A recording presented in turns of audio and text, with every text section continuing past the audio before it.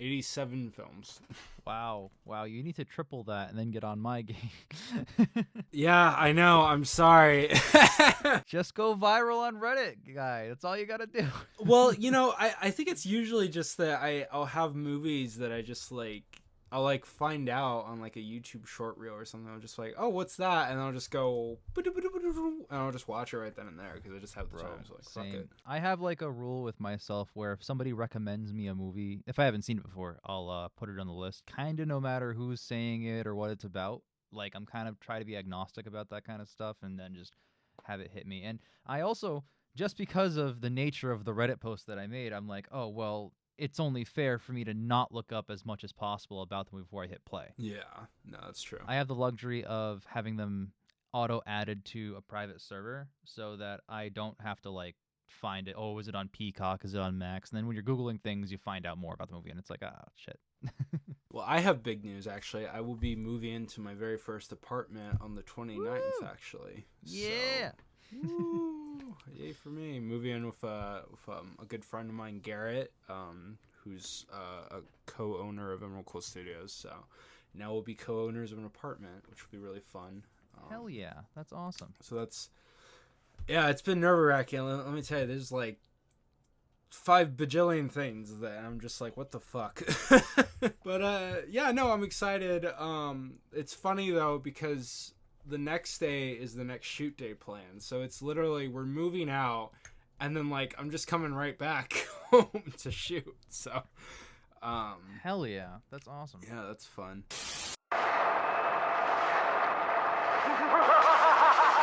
Not so fast, Electro. Because Spider-Man's back, and you'll need more than the city's power supply to take on Spidey's ice and taser webbing, stellar new fighting combos, and 19 killer Spidey suits, all with different powers.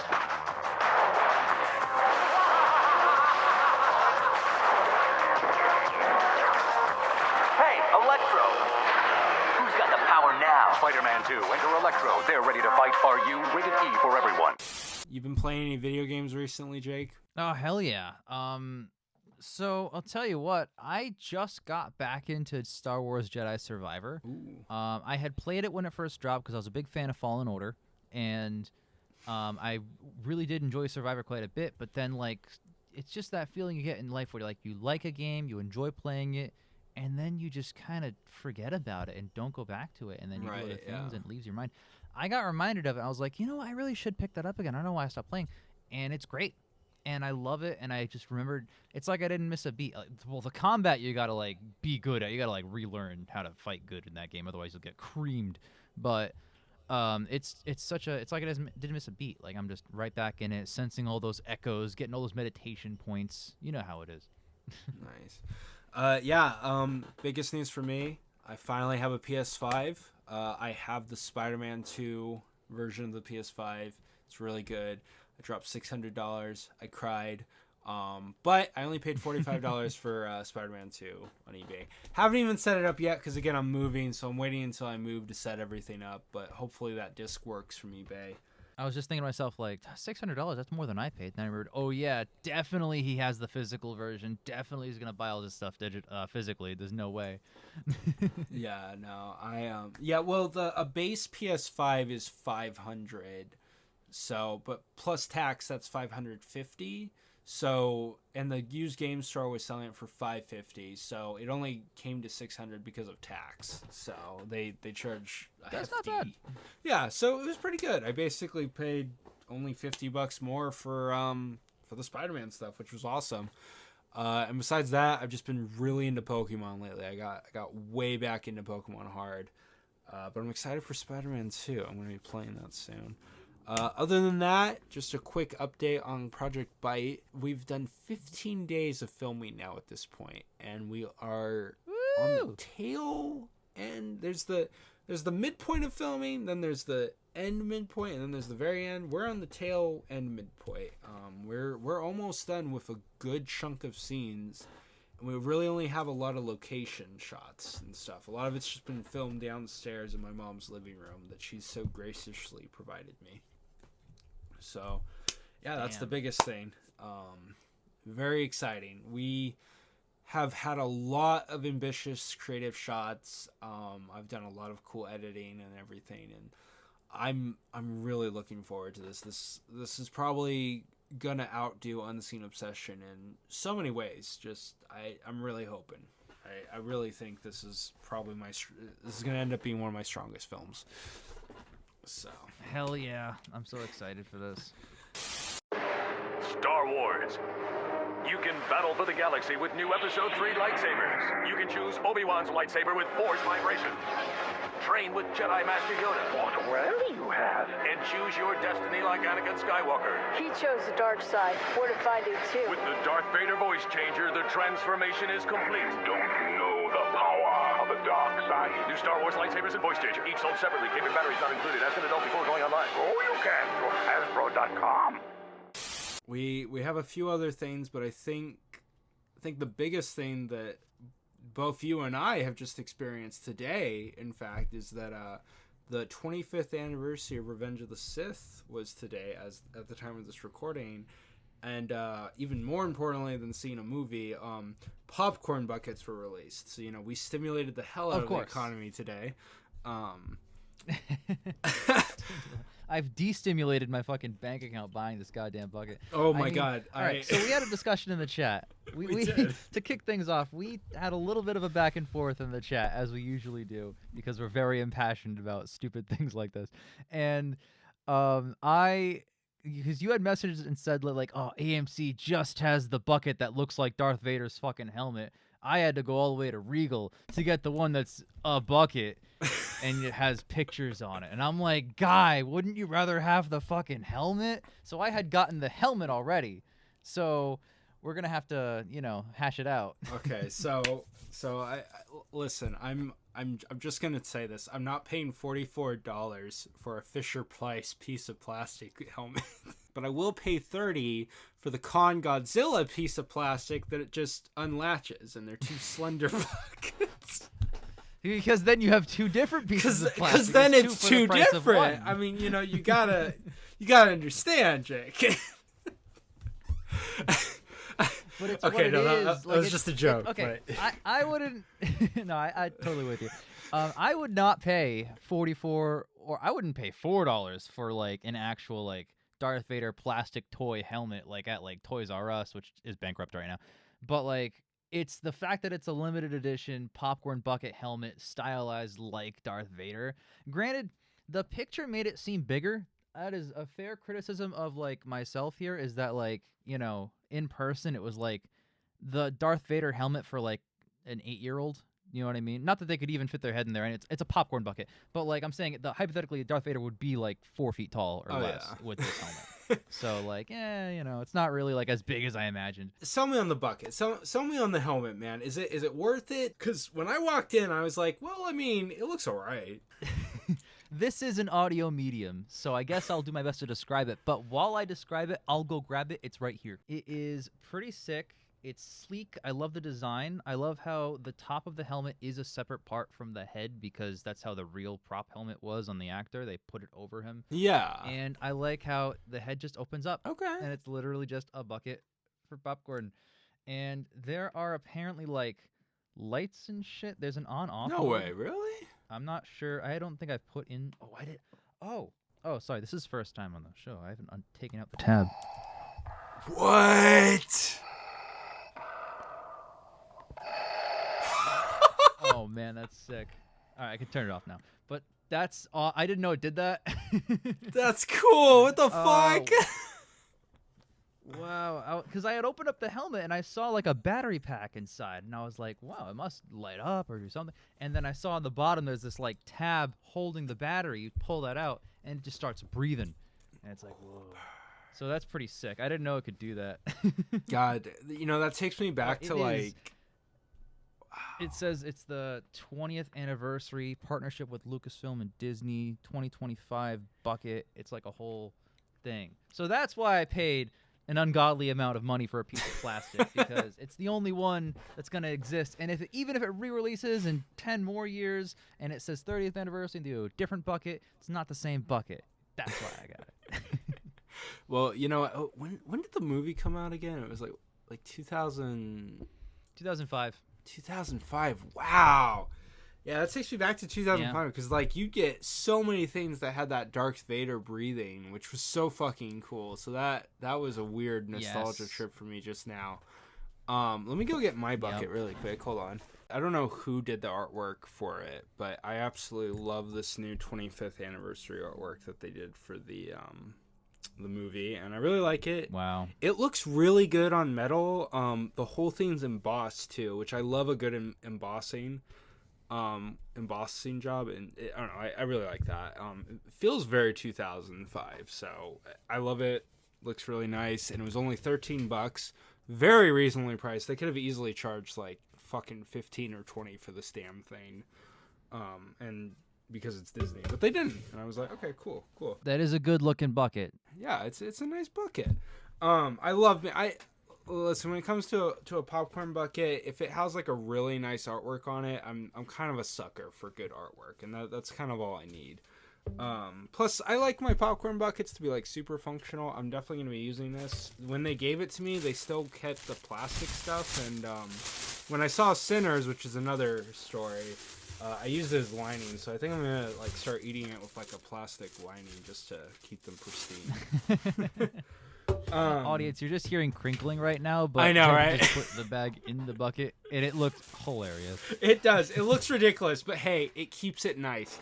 But no, you know what? I rescind my statement. That's not a Fisher Price helmet. It actually looks very nice. I still wouldn't pay $44, but you know what? The purchase is justified, Jake. I get it. I see the vision. It is a really nice helmet. And I think it's really fucking awesome that it breathes.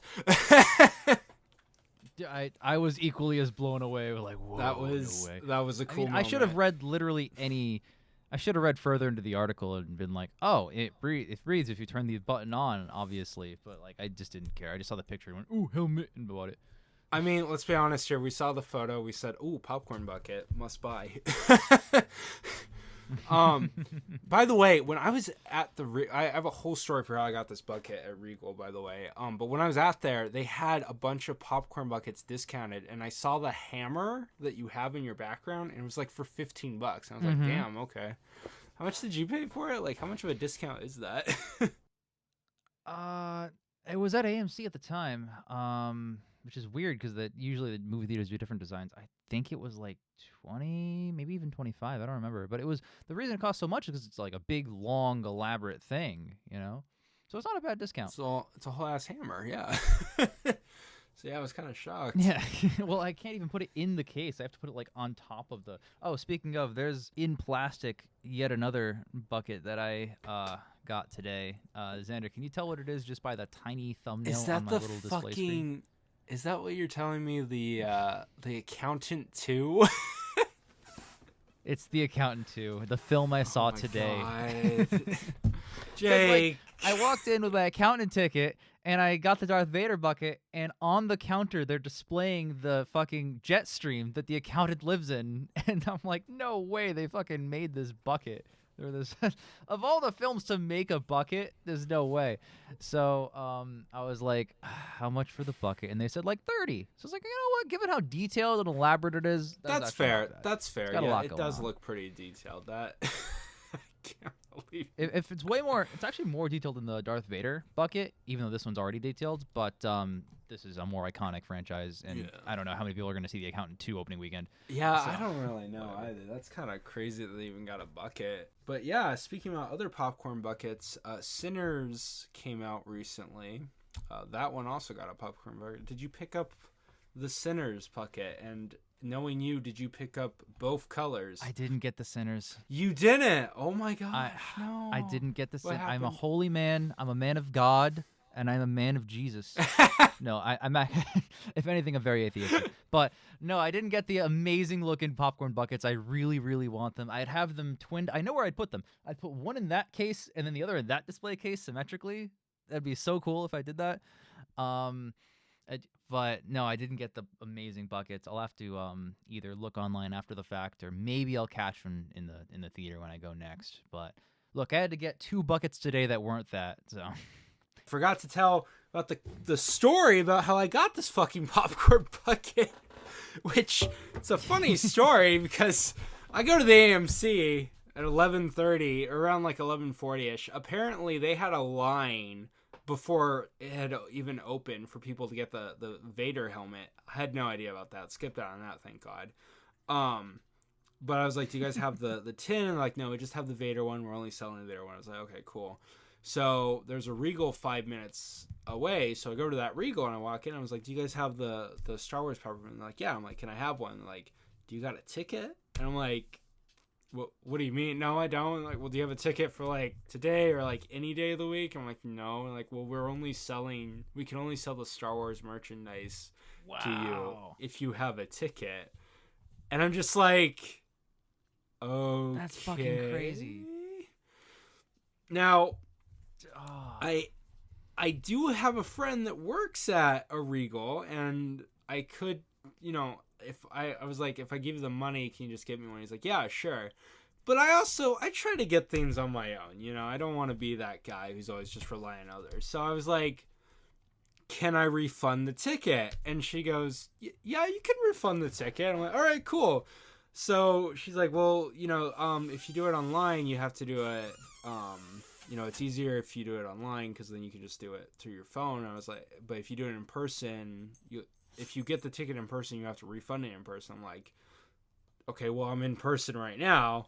So it finally started to click. So she's like, okay, do you have a phone number? Like, what's your Regal thing? And I was like, I go to AMC, ma'am. I'm sorry. And she's like, oh, okay. So she rings me up and her manager is right next to her, by the way, too. And so she's like, so I'm like, so I can do this? I can just buy the ticket and refund it? And she's like, yeah, we can do it. She'll have to refund it. I'm like, that's okay. I'm like, well, I guess that's what we're doing. So she rings me up for the ticket, the bucket, and she goes, and then her manager, as soon as the transaction goes through, her manager processes the refund. She's like, you'll get it back in 1 to 2 business days. I'm like, that's great. I apologized for the pedantic hassle that I did. The theater was completely empty though, thankfully.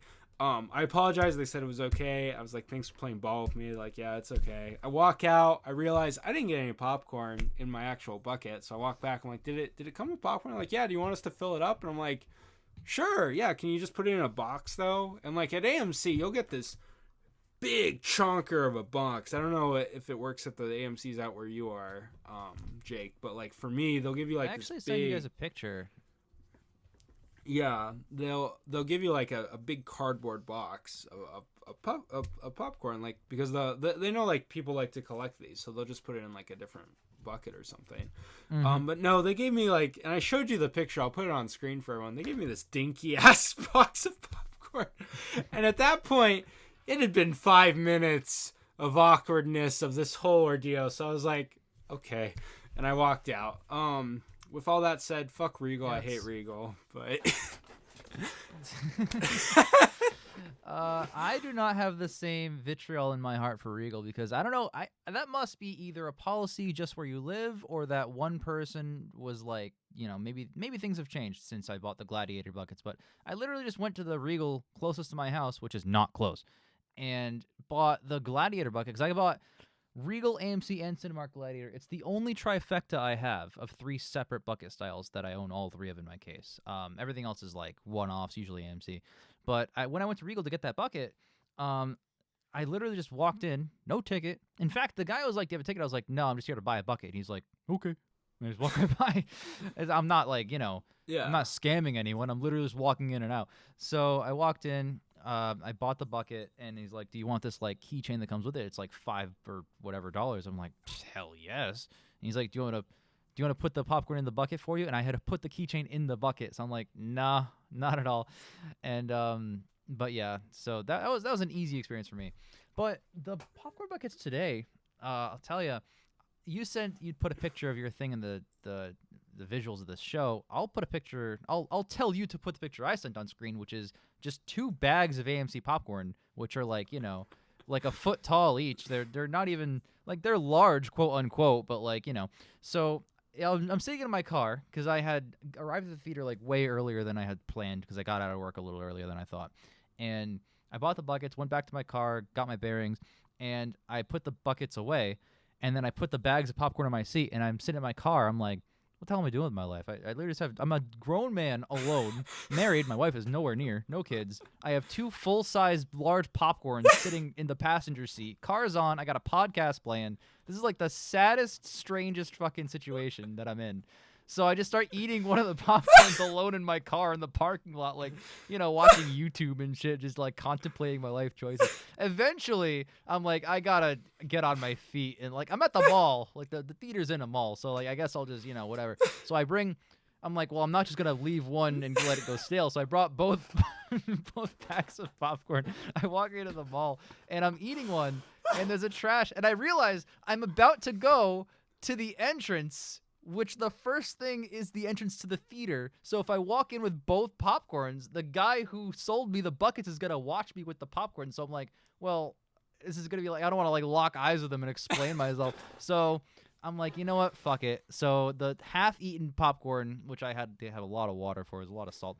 I threw it away because like, I don't want 2 full-size popcorn. And then as I was walking in, some guy is about to go in with his girlfriend. And I was like, do you guys want a popcorn? And they're like, is it like, yeah, is it used? I was like, no, actually, that one was used. I threw it away just now. He's like, where'd you get all these popcorns from? I'm like, it's a whole thing. So I gave it to him. They go inside.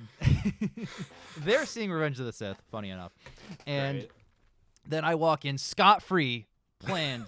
So it looks like I went, delivered the popcorn to, I guess, whoever they thought I was with, and then came back into the theater and watched The Accountant 2 or whatever. Clearly, a grown man didn't eat 2 large popcorns alone in his car. That'd be crazy. Clearly, no. So, yeah, it was an interesting afternoon, to say the least. Did not expect it to end up that way, but that's how it happened. I like how we both have very strange and interesting stories about popcorn buckets and equally awkward stories about actual popcorn. Literally. Well, what are you supposed to do? I'm not going to take it home. I can't reheat the popcorn.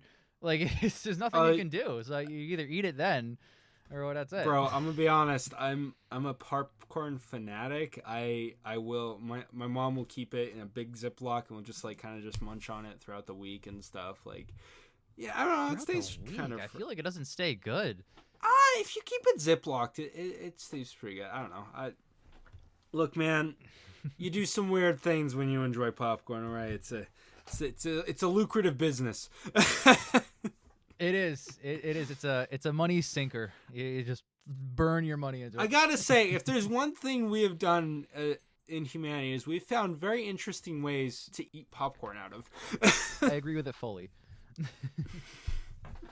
It hasn't even taken that many years for us to eat popcorn out of the back end of a hammer or the ass end of an alien. Like we haven't gone that long before we just went into crazy. Or the Dune bucket was like one of the first big buckets, and that looks like sex already. Like, so I guess here we are.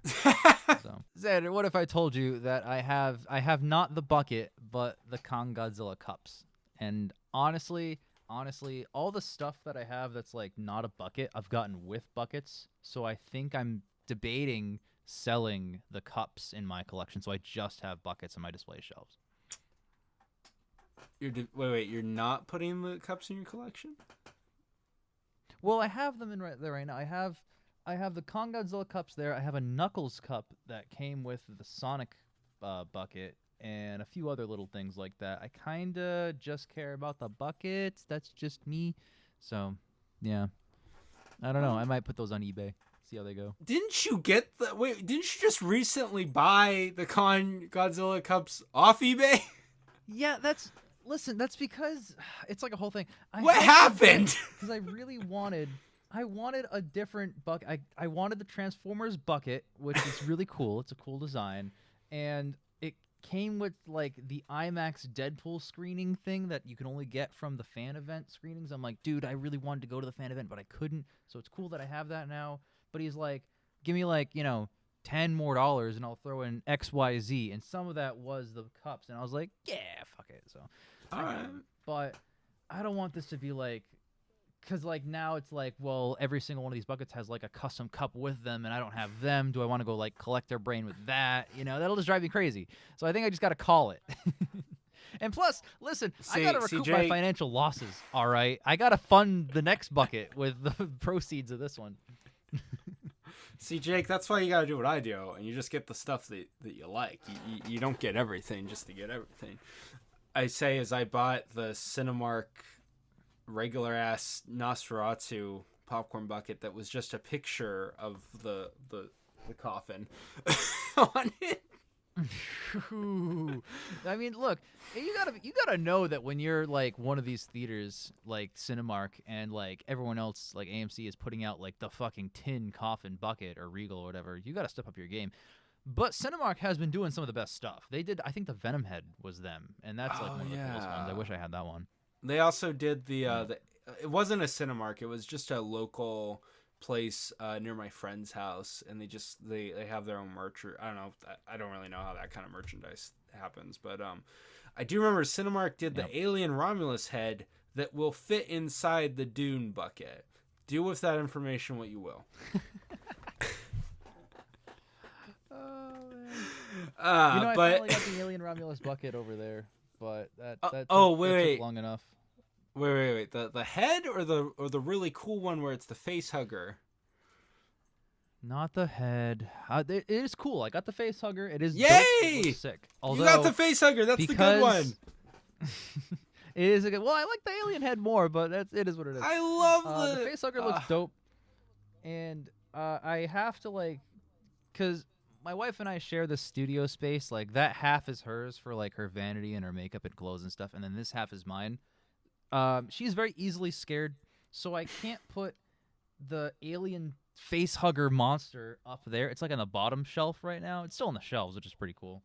And the monkey, which is the thing with the that bucket is a 1-to-1 fucking replica of the actual thing in the movie. So it's like I can't have because she hasn't seen it yet. God forbid she watches the movie, she might burn my bucket where she stands.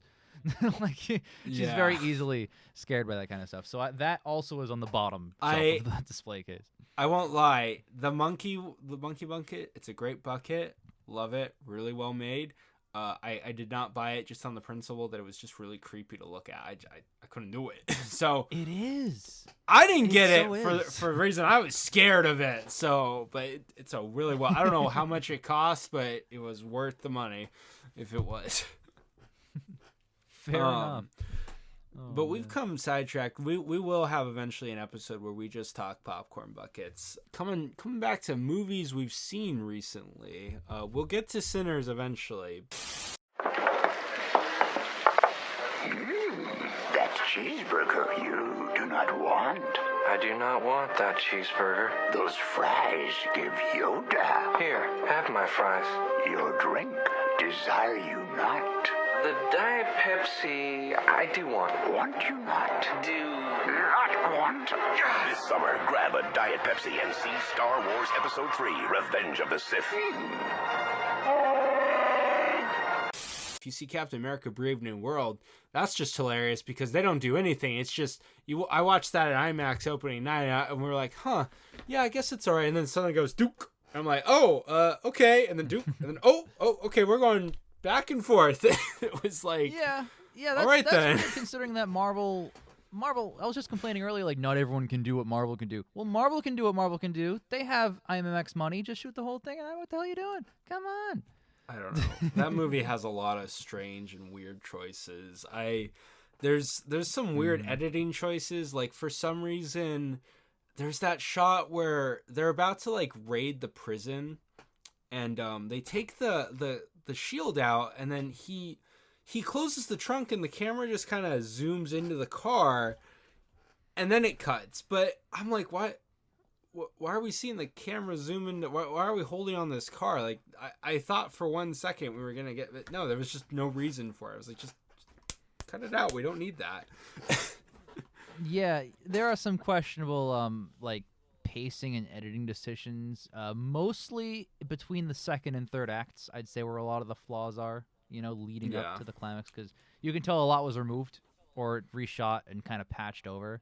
That's some of my biggest problems with the movie. I really enjoyed it. Obviously, I made a video like about why I love that movie, but like, Yeah. it is what it is. It's got its problems. Oh yeah, I forgot you actually like that movie. So no, that's fair. That's fair. I did. Yeah, I'm an outlier.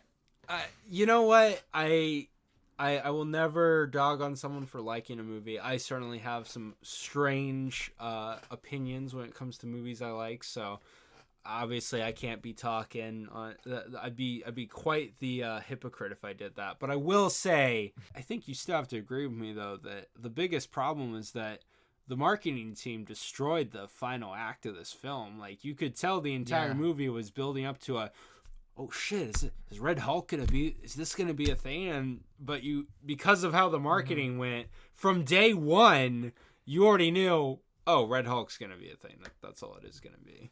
Yep, easily. And like, even if the trailers didn't put that in, the toys would have spoiled that, just like the toys spoiled Mechagodzilla and Godzilla vs. Kong. Like, because you have to get them onto shelves months before the movie comes out anyway, and you're not gonna not make Red Hulk toys. That's massive money lost. So there's really no way around it.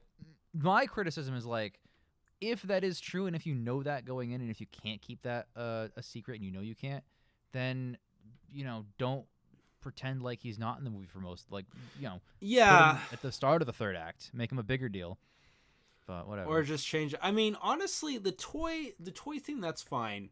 That happened with Avengers Endgame and like Sonic 3. They already released the Super Shadow toys like way early, so there was like a whole like Super Shadow Super Sonic combo pack. So it was like, oh well, we know Super Shadow is gonna be in the movie now, which was like, okay, big deal. Or big surprise. But yeah, no, I mean, I feel like toys is like, well, your average moviegoer, unless you're a parent or unless like you are a fan that needs to check every single thing, you can avoid the toy aisle. It's not that hard to avoid the toy aisle. I didn't know the Mechagodzilla toy existed when I was seeing that movie. Well, it's not. The thing is, it's not on you. Like, it's not like, oh, I'm just not gonna check out toy aisle. What happens is all it takes is like one stupid reporter, and there's like hundreds of them that'll run with big headlines, and then like your next news report is like, dude, hell yeah, they're gonna have Mechagodzilla. Hell yeah, Red Hulk's in it. But like, what I'm saying is, the toy thing is one thing. When your marketing is nothing but Red Hulk, Red Hulk, Red Hulk, all the ads, all the trailers, all the posters, everything, and then you see the movie and it's clearly meant to be, a build-up thing, that's what I'm saying. Like, the toy thing, that's just an issue with, like, just how this business works. But, like, you have full control over like the trailers, the teasers, the posters you show people. Mm-hmm. What were you doing? I don't know. That's a good point. I mean, But Yeah, I don't know. Like the first trailer at least only had Red Hulk for like a second as a tag at the end, which is more indicative of how the movie's actually going to play out. Yeah. So it's really the later trailers that leaned into it that were just like, give us your money, Red Hulk, look cool, So that's a Exactly. bit of an issue. But Yeah. I don't know. For me, it's like I never want to judge a movie by its marketing team. I feel like that's unfair to the movie. It's just a commentary because it's the same studio. Marvel is the production and the distribution, so it's all them taking the heat, and they take the praise and the blame equally. So, How was The Accountant 2, actually? Let me ask you that. oh, it was great.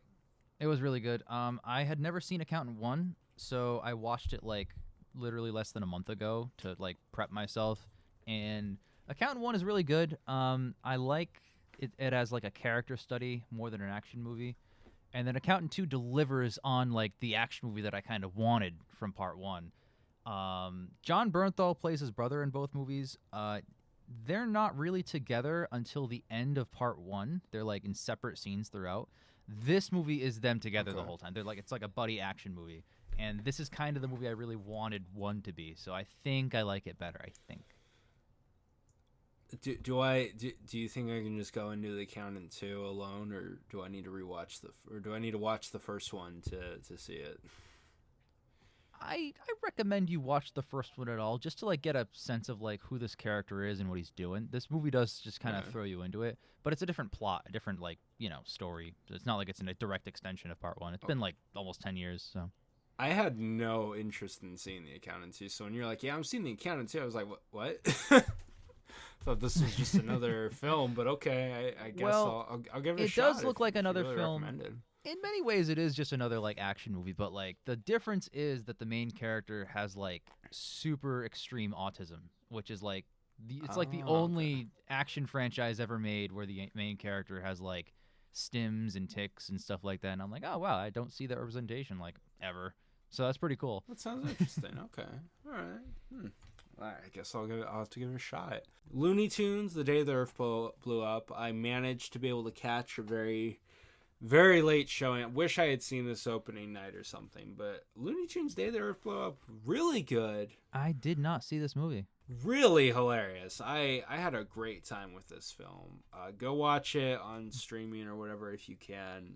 Very good. I hope this causes the Wile E. Coyote versus Acme movie to pop up eventually too. Oh, it's confirmed. Warner's, I think, is selling it to a different thing. They bought it, so it's all well and good. Yay! Oh, but that's great. that's the only actually reason that I was like that movie was in conversation, was like that it was bringing up the topic of, wait, Warner's releasing this based on the same or similar properties and not that movie, even though people said it's good. I don't understand. So, yeah, like for me, it's like I just like ostensibly I had no interest in going to see this movie just because like. The era of me enjoying Looney Tunes cartoons was like up to and including 10 years old, maybe 12 years old. Yeah. And then like my interests change as I grow older and stuff. And then the only exposure I have to them in modern day is when I go to Six Flags, because they have their own like themed land and stuff like that. I'm like, oh yeah, nostalgia is always fun. But nothing really begged me to go see this movie. And then it got really good reviews. To the point where it's like, well, damn, maybe I should have gone to see it opening weekend. So I think when it hits digital, I'm going to have to go ahead and give it a shot. I hear it's really good and not a very long movie anyway. So, yeah, no, I highly recommend it. It's only 90 minutes, fully hand animated, which is not something you see at all these days. So that's another big ticket. That's pretty cool. Yeah, no. I had no interest, and then Garrett was like, dude, Day the Earth Blew Up is really good. You got to go see it. So I was like, all right, cool. I'll give it a shot. And yeah, it is extremely funny. I don't know if you ever watched the Looney Tunes show on Cartoon Network or if you ever catch clips of that, but that was like a really good show. That's my biggest exposure to Looney Tunes. that show in like early mid 2000s was really good. Woman in the Yard. I don't know. Did you watch the hit movie Woman in the Yard, Jake? Well, I'll tell you what, Xander. I had mentioned at the top of the show that like, I've been sticking with a movie a week. Some very rare weeks I'll stay home and watch a new movie instead. that was the week, whatever week that came out, I was like, I don't give a shit about a woman in some guy's fucking yard. I'm gonna go stay home and watch a different film. So, Well- was it good? Well, let me tell you, it was a woman in another woman's yard. And she was a Oh, woman. No way. Yeah, she was a woman. Dude. And she was in that yard. And Consider my mind blown. I all right? know. It's yeah, I mean, Blumhouse, they love to make bad movies. It's the best. Blumhouse made the AliExpress version of the Babadook. That's the best I can tell you. Wow. Yeah, it's High a 3-star. praise. It's nothing amazing, but it's 3-star is a positive review. the only two good things about this movie are the cinematography and the editing. Tim Alverson and Christian Majdik. I definitely butchered that name. I'm so sorry. They did a phenomenal, impressive job editing this film. It really strong editing in this. Really liked it, and there was a lot of experimental cinematography. So that was the only enjoyable thing about the film. At least I wasn't tearing my brain out. So I'll give the movie that. So yeah, I don't know. If you want to see some interesting cinematography, watch it. Or if you enjoy good editing, watch it. But other than that, you're not missing anything. It's a woman in a yard. I'm glad that I could look at the poster and title and go, yes, the premise. Gotcha. I got the whole. Nothing else am I going to glean by watching the actual product itself. This is the extent of what I'm going to learn about it. It pretty much yeah, it's kind of, but yeah, I mean it's AliExpress Babadook. Did you watch the cinematic masterpiece of the year Minecraft movie? Did you watch a Minecraft movie, Jake? I swear to God, I've seen a lot of films, and you're picking the 3 that I haven't. But I am one of the only people I know who has never seen or never played Minecraft. I've seen other people play it. I have every friend I know has either played or at least knows enough about the world. I have 0% exposure to it. But even if I loved Minecraft, even if I was a diehard Minecraft fan, this trailer is so not for me. It's so not the demographic that I would be in regardless. This is wow, it's a movie made for ages 3 and up, but up extends up to 12 and then back down again and not higher than 12. It's such a very specific window. And this movie, for some reason, just blew the fucking box office up because every child on Earth, Fortnite, has played fucking Minecraft. And they're like, oh my God, Yeah. movie, Jack Black, film, hee. So they go see it. And apparently in real life, they're trashing movie theaters and causing actual disturbances. So I was wow, I had no plans to see it opening weekend. Maybe I'll catch it on digital if I really care. And then I hear these reports and I'm like, imagine if I got a Thursday night, because I see it on Thursdays, whatever I see. No matter, I always see the premiere night. Imagine if I was in that fucking crowd of 3-year-olds just pissing everywhere and destroying everything around them. Oh my God, I think I'd kill myself. Don't keep that. Maybe I'm talking frankly, but no. So I'm just shocked that that was even happening. I was like, wow, I'm so kind of glad I dodged that entire experience.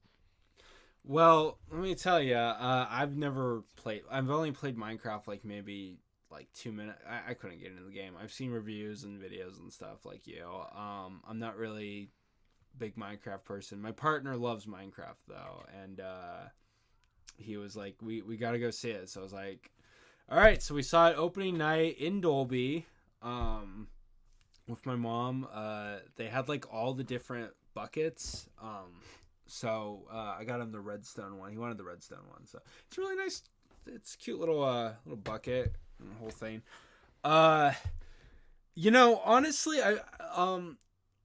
we didn't get a fiasco like what I've seen online. We just got very loud, annoying kids. It was an alright movie. I mean, it's a 2-star. Okay, we ended up seeing it again one more time because my partner's sister wanted to go see it, so we watched it again, and we regretted it the his sister regretted it too. So I was like, well, this fucking wow, yeah, this movie sucks. And yeah, no, Garrett, who works in a movie theater, he told me, I was like, so did you get any of the crazy people? And he's like, oh yeah, we have like 2 screens with hot dog stains on it, popcorn thrown, just fucking Oh, it's no. awful. I don't know why people do that. I don't know. That's just bad. But it was funny Because they're not people yet. They're not developed enough for you to call them a person. They're well, a no, fucking toddler. because what apparently it wasn't that it was kids. It's just like you have grown people buying buckets of popcorn to just fucking throw. Like you have like freaking middle schoolers and stuff doing this shit. It's just so stupid. But it was funny I though. would also consider like loud, annoying kids. Like I would also consider that very disturbing. Like I like going to the theater because like it's really immersive. Like all the lights are down, everything's quiet. I feel like I'm invested in it. You know. Yeah, I don't get that same experience in like my living room in the daylight. You know, and like even the curtains drawn, you can still see it peering through. It's like not the same experience. So like. If I'm watching a movie that I wouldn't enjoy Minecraft, but if I really enjoyed watching Minecraft for some reason, then everyone's just yelling like, "Yay, things are happening!" I'd probably be like, "I'm not." I don't catch this on digital. I don't understand parents who can't control their kids. Like Jesus Christ. But yeah, it was funny though because the final story I have for that happening is that my friend Garrett again, they have 40X, and one of his coworkers said he had it timed down to know when like certain lines were said that kids would freak out at, and so they walked in for one of the lines, and I guess like on the clock, every kid they didn't like throw popcorn or anything, but they went wild. They're like, yeah! So that was funny. But oh man, yeah. On the better movies, The Amateur. Did you watch The Amateur? That one was kind of a sleepy film, or like just kind of skirted by. But did you happen to catch The Amateur? So, the weekend I would have watched The Amateur. I believe I watched Alto Nights, and I was like, damn, I really wish I had picked The Amateur because I had seen the trailers for Amateur, and I was like, dude, I can't wait to watch. That looks so fun. But then Alto Nights is like, wow, De Niro plays 2 different roles. I think Amateur will be more fun, but Alto Nights looks like the better made film, I guess. So I'll pick that one. Snooze Fest. It was the worst. I think it's the weakest movie of the year so far. I haven't seen Minecraft. I'd probably take the fucking cake there. Yeah, but no, it's easily the weakest I've seen so far, just in terms of being a movie. So I wish I had seen Amateur instead. Amateur was good. I got a chance to see it in Dolby. They did a weird like the day it released. They were playing in Dolby. I don't know why. I guess they just managed to get that spot. I gave it a 4-star. It's not like the most amazing things. Not going on any top 10 lists or anything. But I really enjoyed it. I think it's a good time. I think when you catch it on streaming, you'll enjoy it. I'll talk about 2 of the other bottom tier ones, and then we'll talk about the 2 big ones next. Hell of a Summer I caught. That was pretty. It was pretty bare. I don't know if you caught Hell of a Summer. That one's the one directed by Finn Wolfhard, the Stranger Kids guy. That one went alright. I don't know. Oh, directed by Finn Wolfhard? That kid's so young to be directing. Wow, good for him. I know. He did a really good job for the movie. I didn't think it was like the worst thing, but it had some fun moments. The big surprise for me though was Drop. This was I saw another Blumhouse film. I saw the trailer for it, didn't really think much of it, but for some reason, I don't know, I was like, you know what, I'm curious just to see how she gets into the situation where she's fallen out of the building. Like how does this whole story come to her doing that? So and then I think it's a scene where someone says, "Let her go," and then Joker says, "Very poor choice of words," and lets her go. That's probably what happened. But Drop was actually a really fun time. It's a basic premise, nothing really amazing. You know, but I swear it's worth seeing for the cinematography, Jake. They decided to just have really fun time with the cinematography, get really ambitious shots. They did some really creative things with like the text messages and stuff. I really enjoyed Drop for the cinematography. I think it's worth watching it just for that. I think it's a really fun time. There's a lot of really cool scenes. I was leaving a showing of a different film, and I forget which one it was. It might have been like, it might have been Sinners for hell's sake. But I was walking out of that showing, and on the walk out to the exit, there's another theater with like that window door of the movie theater, and I looked in and saw Drop playing, and I was like, you know what? I got like 15 minutes, so I just popped in there. I would have gotten the ticket for $0 anyway, so I don't really. That's not like I'm stealing anything. Yeah. So I just popped in there for like a little bit and kind of watched a little bit of Drop, and I got the sense, and I didn't see enough of it. I didn't see a lot. I can't like review it, but like I got the sense that like this dude would not still be on this date, right? There's like way too many red flags because he doesn't know what the hell's going on. He's not part of the plan, unless he is. I haven't seen the full film, but allegedly he's just a normal guy. So like, what does she like have like fucking XXXD boob sizes for him to be like, oh, I guess I'll stay on this fucking horrible date? Like, I don't know what's going through his mind. But anyway, I had to do stuff, so I left. So what Look, actually, man, as someone who's seen Drop, what's your opinion on it? I liked it. Look, man, you don't understand when you've been alone for so long, you'll ignore any red flag. Fuck it. I don't know. I thought it was good. I mean, the story. I mean, you're right. It really is. You're kind of like, why would he stay on this date? But I think it's worth a watch. I mean, that's all I can say without really spoiling much. I can spoil it if you want me to, but I don't know if you really care that much. I don't, do you want me to spoil it? Don't spoil it. I'll probably catch it on digital later. All right, cool. Yeah, no, give it a shot. I give it a 3.5. The only downside, besides just like a simple by the numbers script, was just that the cuts. There was way too many cuts in this movie. Like, it just kept pop, pop, pop, pop, pop for dialogue. I was like, okay, we can let the cuts breathe a little. And yeah, that was about it. Okay, but the big ones. French time meets no, I'm just kidding. Warfare. Did you watch Warfare, Jake? Bruce has it as his favorite movie of the year.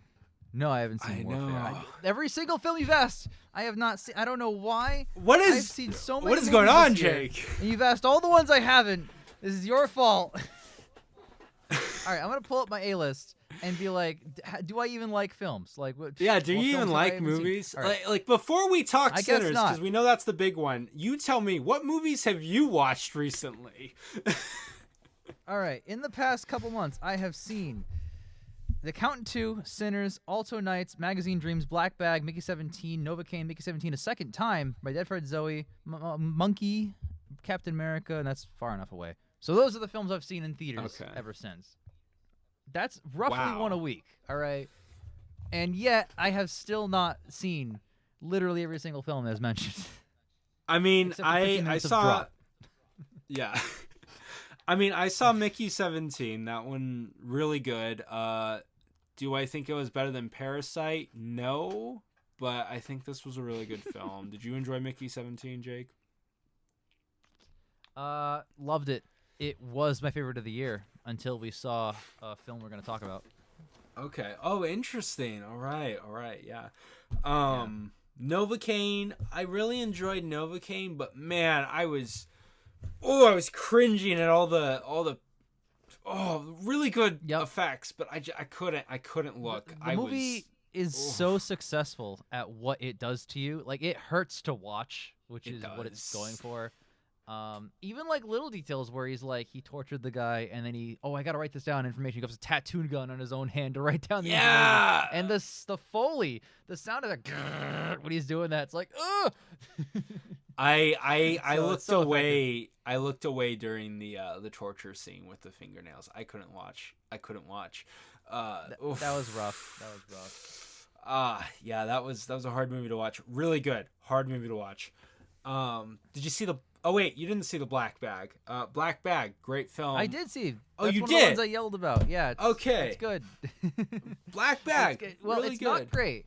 It's not- not fantastic. It's really well written and well like layered with like the plot and the story, but something about like the characters just felt like I wish we spent more time with them. I wish they had like kind of like arcs almost, but like I feel like Yeah. everyone was just there to say their lines, cut to next shot, say their lines, next shot, because that's the way it's structured, right? Where it's like this moving, Yeah. turning, fucking like twists every left turn, you know.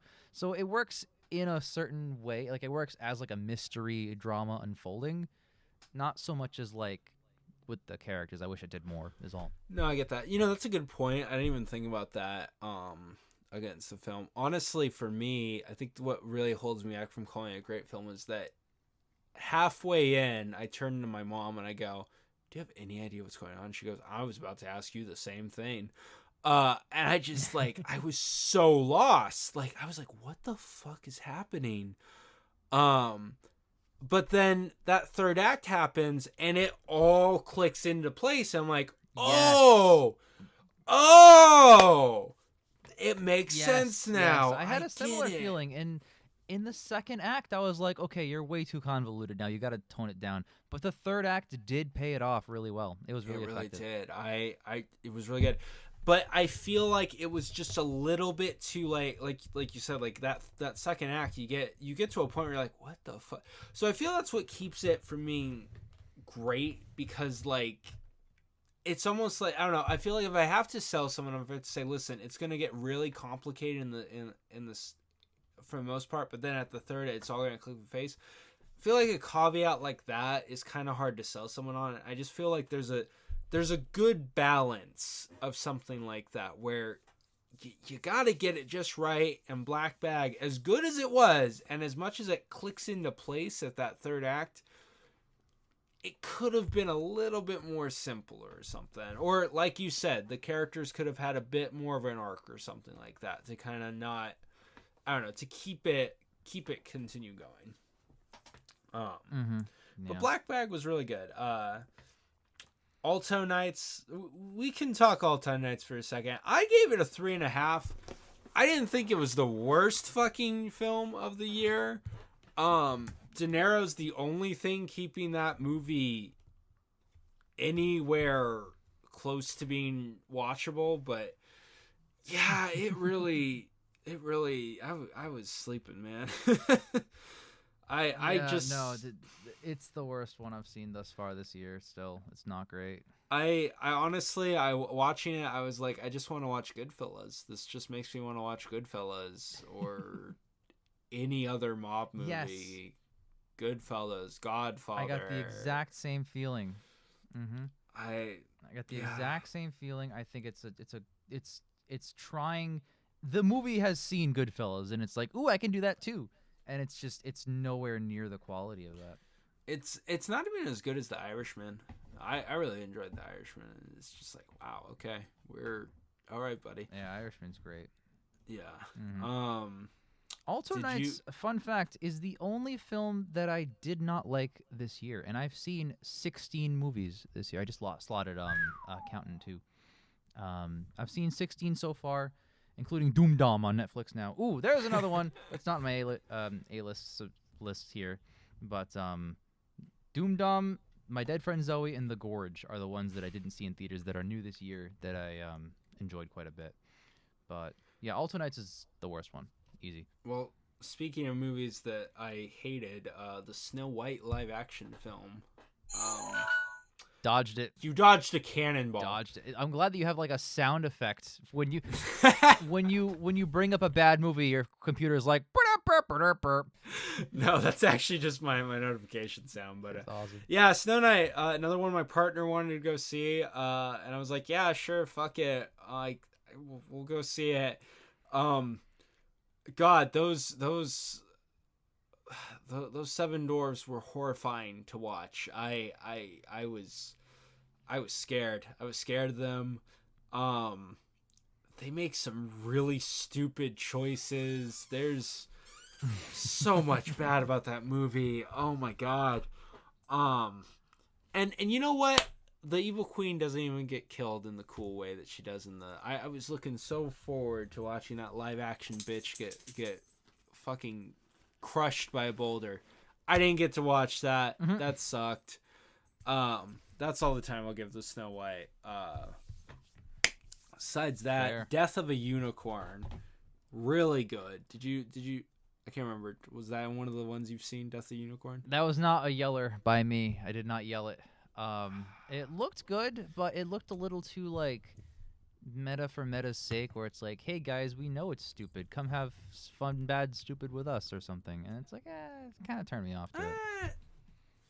It really didn't do that. It more just kind of like took the premise and ran with it. I liked it. It was just happy and nice to see Paul Rudd in something other than Ant-Man. So I don't know. I thought it was worth it. The designs of the unicorns were really cool. I wanted to go see it again, but I just never got a chance.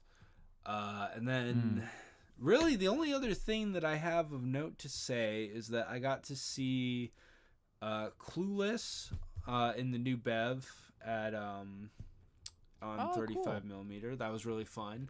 It was for the anniversary, I think. So that was cool. That was back Had in you seen March. Clueless before? Oh yeah, I've seen Clueless before. Really good. Really fun film.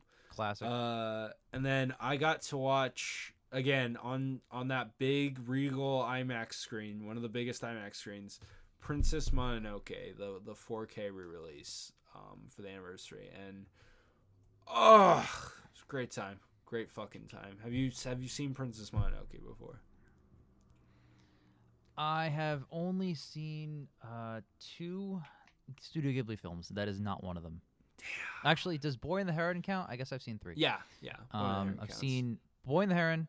I've seen Kiki's Delivery Service, and then Great. I've seen Spirited Away. All And right. of those 3, Spirited Away I've seen so long ago that I barely remember anything about it. So I recall thing about Kiki's and Boy and the Heron. Kiki's one of my favorites. Boy and the Heron was good. It didn't crack my top 5, but it's pretty good. Princess Mononoke is my favorite of all time. It's amazing. Watch it. Watch the English dub though. I don't think the Japanese dub is as good, personally. But that's also just me. Well, it's funny, when I saw The Boy and the Heron in theaters, I thought I was going to watch the English dub, and it was like Robert Pattinson and all this Yeah. crazy like A-list actors, and I was like, hell yeah. And then it was the Japanese dub with English subtitles. I was like, damn. Yeah, no, but yeah, no. It was really cool to see it on a 4K, like to see that restoration on a big IMAX screen, and to hear the sound and the music so good. It was like really strong. You missed out, man, but I can understand. I guess so. I don't know. Are you a big anime fan or anything? No, I was never into it. The only anime I've seen is Death Note. Everything else, like, Okay. I haven't been Death exposed Note's to. really good. Death Yeah. Note's a good one. I really enjoyed. Oh, it's Death great. Note. It's funny. It's one of my top 10 shows of all time. So anime is 100% success rate with me. Let me tell you, I've only ever seen great anime by having seen the one. That's great. So done. I don't need to see another. Like, that's it. I'm out. I'm in. I'm out. I'm good. Yeah. No. Cashing out. Besides that, the only other things I can say is that for the very first time, I watched Ginger Snaps, and not my first watch, but my second watch of Argo, which was a full watch. The very first time I saw Argo was at my gym, and they were playing it they have like a projector for it, and you can like ride a treadmill or something while you're watching a movie. And it was playing. It was on the second act. I ended up just staying to watch the whole thing because that third act was so like tense and stuff that it like sucked me in. Well, I'll tell you what. That film I have not seen on purpose because that Oh. won Best Picture. So we'll be watching for the Best and Worst Pictures podcast in a couple decades. And by that I mean a few years in real life. Ooh. So yeah. You're in for a good time. The third act, like I said, I found a Blu-ray copy of it at Goodwill a couple days ago, so I rewatched it for full the first time. It's a great film, and that third act still had me, even though I knew what was going to happen. I was still like, fuck. I was still tense, so I don't know. I think you're going to enjoy it. But I love that this ringleader burger has grilled onions and an onion ring. You love onions. Yeah, because they keep vampires away. Sweetie, I think it's garlic that keeps the No, vampires. it's onions. Ugh. Vampires are so pale and disgusting. Well, have you ever actually talked to a vampire? No, Phil, and I don't care to. The Ringleader Loaded Burger. Onions and more onions. Get creative and make your own commercial at thisishowyouSonic.com. we've prattled for way too long. It's time to get to the big cheese. Have you seen the movie yet? Yeah, dude, I drove. I didn't have to do this, but I chose to drive an hour away from me to see it in IMAX because I watched this video on YouTube of Ryan Coogler explaining like all the different formats that his movie was released in and how like every format kind of crops a little bit out from some end except IMAX 70 millimeter. I didn't get 70. It's one of the 10 theaters in the fucking country that can do 70 millimeter, but I got IMAX, which is like the second best version of this movie. This movie sung like wow. Ooh. And I'll tell you what, the framing was beautiful. I wish the framing didn't change aspect ratios as often. I feel like but I also have mixed feelings on that because like unless you're Avengers Infinity War, you can't afford to shoot the entire thing in IMAX. Like so obviously there's going to be some concessions unless you're somewhere. Nolan with Oppenheimer. Yeah, or if you have like the power of Christopher Nolan, the sway in Hollywood to do that, like you're not gonna be able to shoot every single shot in 70. But like, it's a little distracting sometimes. But that's like that aspect ratio thing is like the only criticism I have. Like it's such a good fucking movie, man. It's brilliant, and I love basically everything about it. I was gonna see this in IMAX. The Universal Studios AMC is playing it in 70. Did not get a chance to. Those tickets are sold out until the final day of showing. Damn. And that makes me cry. I might still just try to like suffer and see it in one of the really low tier seatings and just say fuck it. We'll see. I am seeing it on the 30th. So how good is it? If it's a 70 millimeter theater, how good is the worst seat? How good is A1?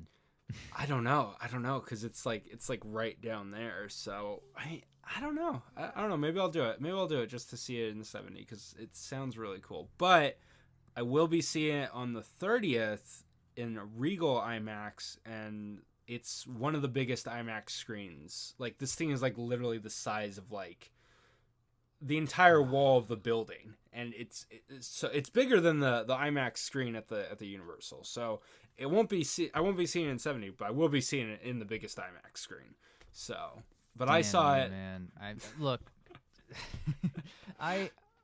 It's a tangent a little. I love where I live. It's a beautiful area. I live like in the woods where like nobody is, and it's the best thing ever. And you can just go outside and scream on the deck, and it's just the best feeling.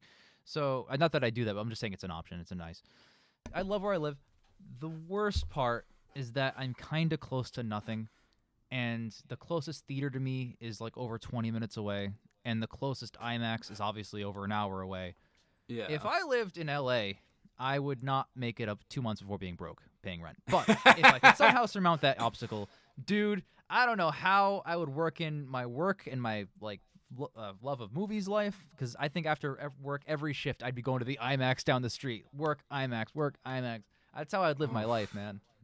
It honestly, it's very, very convenient. I have the Regal 14 minutes away. I got 2 AMCs. I have so many options for movie theater watching, and I'm very, very fortunate. I mean, it's no surprise I've become a filmmaker because of where I live, so it just makes sense. But yeah, I got to see it in Dolby.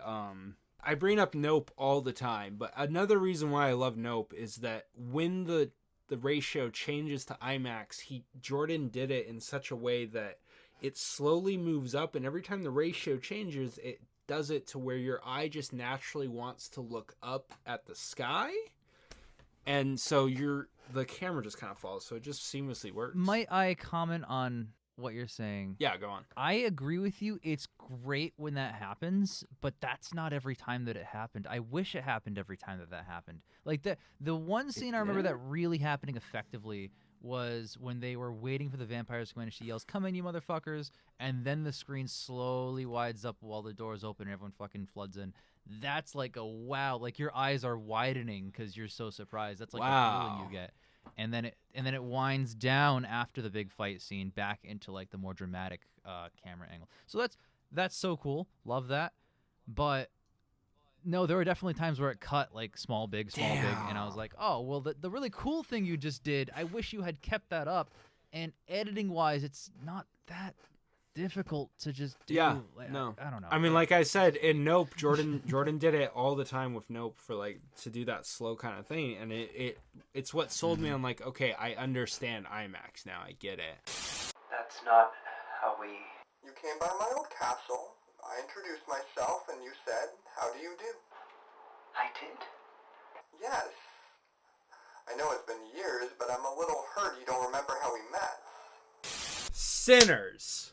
Oh my god. Yes. Okay. What do we think? It was an experience, one could say. Woo! Yeah. Well, it's almost a masterpiece. Like it's a brilliant film.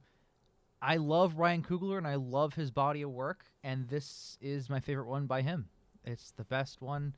I love that it works on any level you want it to work on. It works as like a simple turn your brain off action monster movie. It works as like a fun character study between two brothers with separate lifelong aspirations, and it works on a super deep level of like contextual themes, of like cultural appropriation. The vampires are literally trying to appropriate the culture. It's so interesting to like break it down. No matter how you look at it, there's Sinners has like something for everyone in like every demographic. If you're looking for something in a movie, Sinners has it. And literally I can count the genuine criticisms I have on one hand, and I don't even need my thumb. I can just use fingers to do it. That's how great Sinners is. I mean, you said everything that I couldn't have said any of that better myself. I really liked it. I think the only real criticism I have is that I think like the end credits scenes really weren't needed, to be honest. The very final one, someone said like, I don't know if we needed to know that Stack survived. Spoilers, by the way, if you're watching this. Oh yeah, we're getting into spoilers. What? No, that's the best scene in the movie. I'm what? not even kidding. That's the So best scene?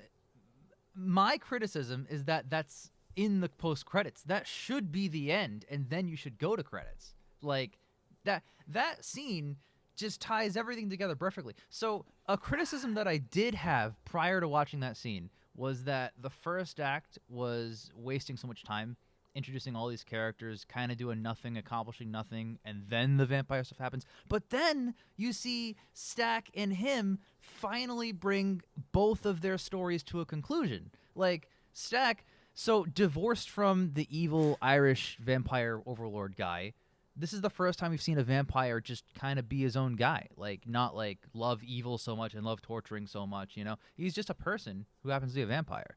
And he comes to see the old guy. And the old guy, even Sammy, even though he's only been exposed to vampires that are, like, cartoonishly evil, he's still okay. Like, okay, I guess someone let them in. My time has come. He knows it's going to be vampires when they walk in. They walk in, and Sammy's like, well, I guess if it's my time, whatever, you want to kill me, you kill me.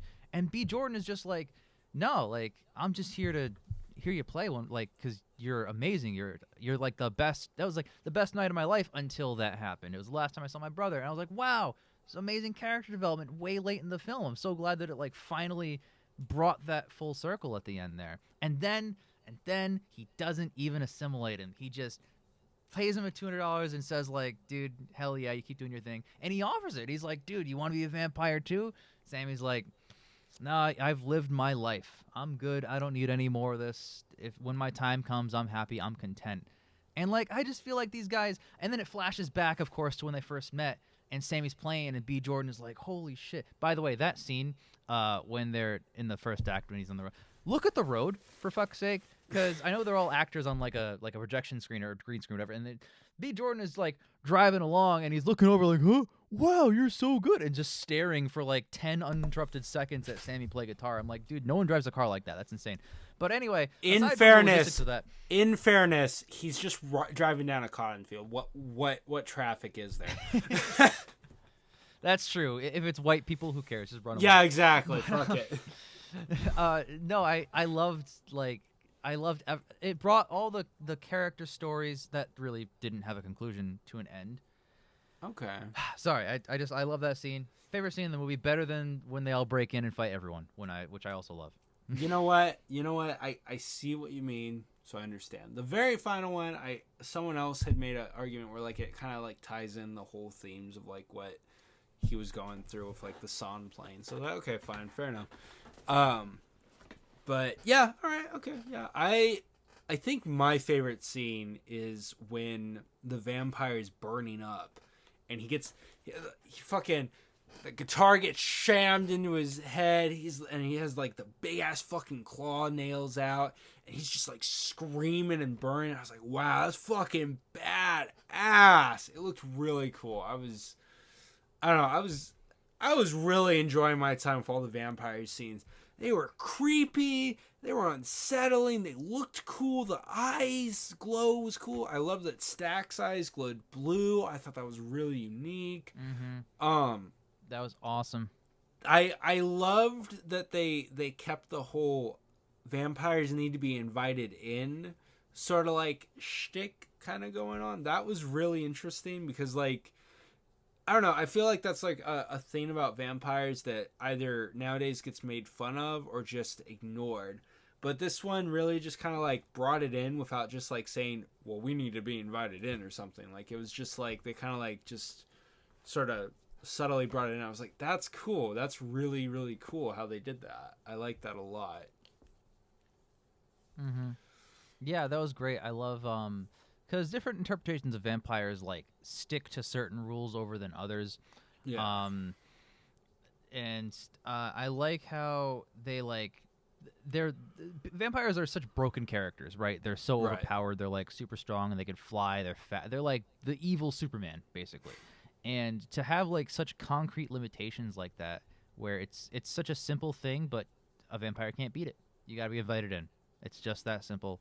I love the conversation. I love the dialogue when, like, even like when the bouncer gets assimilated and then comes back, and the bouncer has to request to be let in, which is like an unhuman thing to do. And they're just like, why can't you just come in? Why do you have to ask about it? And he's just like, just do the right thing and let me in. Come on. And then someone starts criticizing him. He's like, shut up, bitch. Just let me in. It's like, okay, you see serious red flags are going off. The guy from Drop would still be there, be like, come on in, buddy. But that's a different film. But no, I love I love the way it was executed. I love the writing just all around. I gotta say though, tip top.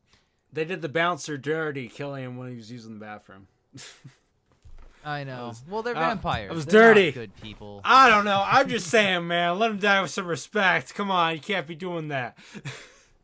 They ain't got no respect. They're vampires and they're slightly racist. So it is what it is. Actually, I do have a interesting question. The OG vampire, the Irishman guy. Do you think he's racist? I'm kind of curious Probably not. about that. Yeah. Probably not. I like his character in the sense that he's not racist and he genuinely thinks he is making a better community. Like, he does, yeah. He's like pointing out how like the KKK have like their community, and then like, you know, black people have like their culture and their style, white people have their culture, their style. I'm trying to make a culture with all styles and literally assimilate all types of people into one big super culture. And that's obviously like a metaphor for we can take metaphors all day long here, but like I like that his character genuinely thinks that he is trying to achieve ultimate peace, because vampires don't fight each other. They're all hive-minded, so they're all well and good. So like from his point of view, this is like the nicest thing he could do. It just, you know, requires a lot of violence to get there. That's super interesting. I like it in the sense that he's not racist. I did. I really did. I don't think he's racist. I really enjoyed that he wasn't. Because, like, when you watch the trailers, I was like, oh, I guess it is just, like, guys versus racist vampires. All right, that sounds like a fun time. But, no, it was really layered and, like, interesting. I love how he's introduced. Like, literally, you introduce him mid-running away from a whole-ass group of vampire hunters. He's halfway burning to death. And then he's just like, please, you gotta help me. And then he just, like, he fucking kills 2 KK people. And I love it. I love the introduction of him. I love how for the rest of the film, he's so creepy and unsettling and just, this movie, the way they did their characters and the way they did everything made it, I audibly went when the girl gets, when like, she's walking away and he, like, jumps up. I audibly was like, oh no. Like, there were so many times where I went, no. Like, I was just, like, genuinely like, fuck, that character's going. Damn. Fuck. Mm-hmm. Yeah. But, yeah, Sinners, really good. I know everyone talks about the big scene where it's like, it's that lawn shot, the oneer where it just keeps going and they're all dancing and everything, and really great shot. Really love it. I know everyone just keeps talking about it. It's amazing. But I think my favorite shot is probably the one where it's just Michael B. Jordan, it's smoking the stack, and they're smoking a cigarette, and he hands it off to him. He smokes it. He hands it back to him. I was just genuinely impressed. I'm like, that's insane. That's seamless. That's just showing off. That's like, how did you do that? You know they're showing off. They're like, fuck you. Look at the size of my dick. We're visual effects artists. This is the opening shot for those characters too. And it looks so cool. I gotta know how they did it because it's so fucking impressive. Yep. A lot of really careful attention to detail and patchwork and comping. Like, so something I noticed, and it's the only thing that is not perfect about that perfect shot. Like, the only thing that I saw that was like, oh, okay, is when the cigarette is traded off, it swaps from a prop cigarette to a CG cigarette, and the shading is just a little in the frame where one B. Jordan is holding it to the one where the other is holding it. It flips into, like, changes it from being a CG to a prop or vice versa, and I'm like, damn, I just got that. But hey, other than that, it's beautiful shot, beautiful concept. I love it. Really, yeah. But yeah, no, I mean, I love the shot, as everyone keeps saying, but I loved all the shot. The fact when they're fighting each other, I was like, oh my god, this is really cool. Because, you know, it's so interesting with this whole, like, taking one actor and having him play 2 characters on the same screen. I don't know why the fuck ever since Sonic 3, just every movie we've had Jim Carrey, we've had Robert Pattinson, Alto Knights, fucking. Hold on, let me pull up my letterbox just to. No, it's I don't know what's going on here, man.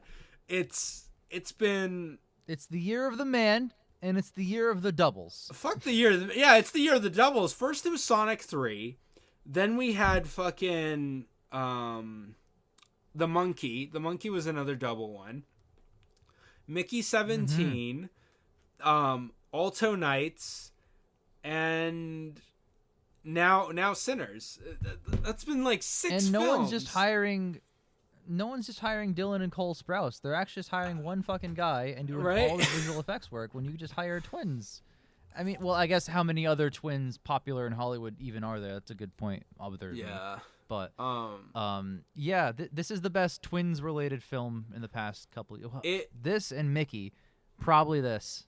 I love this so much. This really, you know, honestly, it's kind of interesting too because we started with Sonic 3 with Jim Carrey, and now we've gone to Sinners, and it's like I've watched a whole, like, evolution of this whole thing because I just feel like Sinners just did it the most amazing, where it just felt really seamless. It felt very like there was things that I was like, well, they can't do that. I mean, it's just gonna be hard to get away with doing that. But like, you have Michael B. Jordan fighting himself in that third act, and they're not wearing helmets, not wearing anything, not like doing anything where it's like just physical fighting. I'm like, how the fuck are you doing this? This is insane.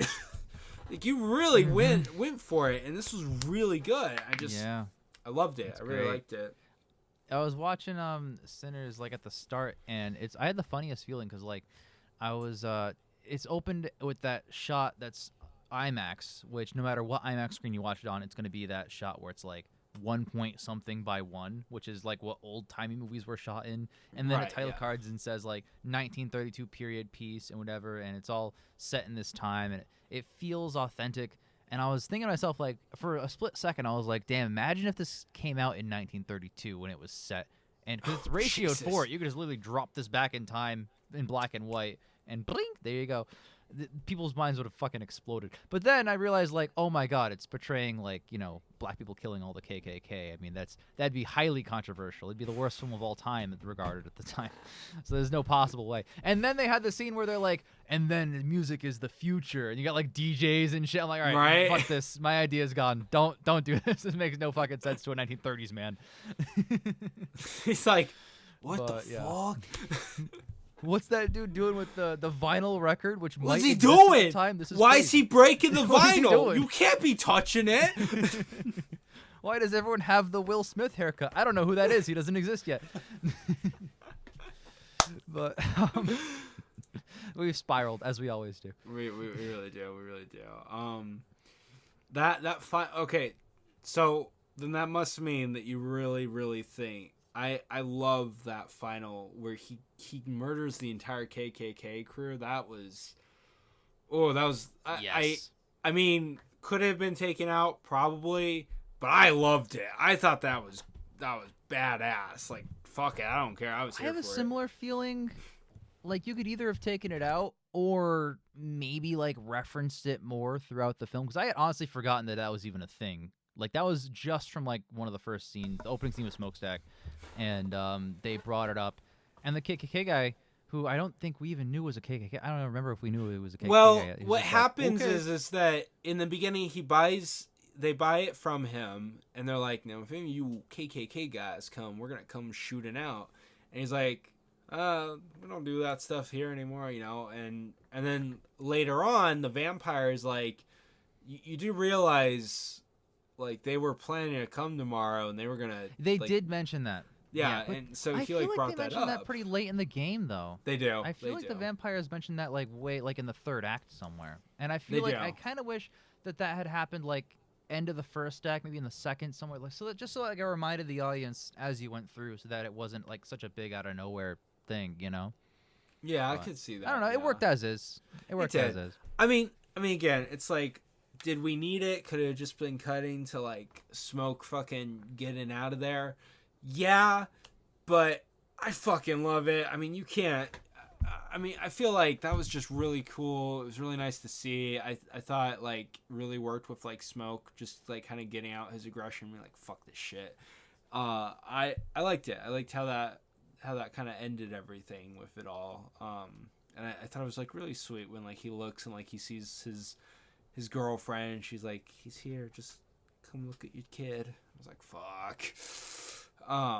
Also, it was kind of interesting because, like, because, you know, you have that shot in the trailer where, like, he's shooting the Tommy gun towards the screen. I was like, I wonder how that's going to play in. I kept thinking, like, okay, maybe, like, he's, like, fending off the vampires at the end, and, like, as the sun's coming up, and he's just shooting it out or something to hold them off. But then, you know, the vampires are all gone. I was like, so where's the Tommy gun coming? But then eventually it came back. I was like, okay, cool. That works. So.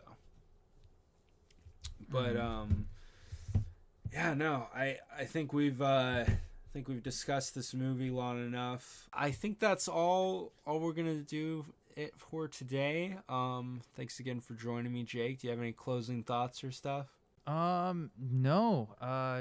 I eagerly await your vampire film, and I really, you know, I wish I had the time, energy, or funds mostly to fly down there and shoot a cameo. But if you need a cameo voice, man, I'm your guy. No, I'm really excited for the film. I can't wait to see the final product. And everyone go subscribe to Emerald Cold Studios, goddammit. Thank you. All right. Well, with that is all in, that's our show. Thanks for listening. Goodbye. Farewell.